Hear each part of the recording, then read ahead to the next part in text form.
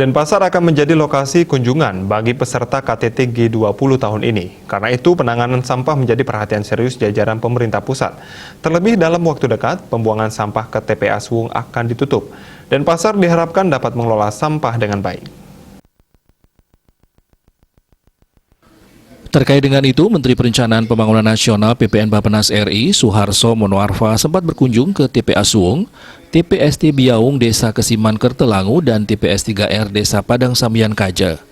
Dalam kesempatan tersebut, Suharso Monoarfa mengatakan pihaknya datang ke Denpasar bertujuan untuk meninjau percepatan penanganan sampah di kota ini.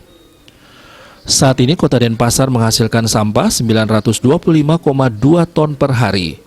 Kondisi ini ditambah dengan TPA Suwung dalam keadaan darurat dan dalam kondisi nyaris penuh.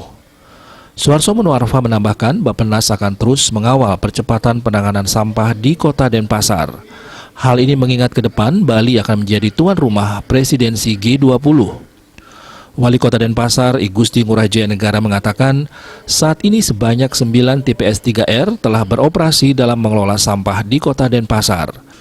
Dengan beroperasinya TPS 3R ini telah mampu menangani 879,3 ton sampah per hari atau 95,04% dari total timbunan masih berakhir di TPA Suwung.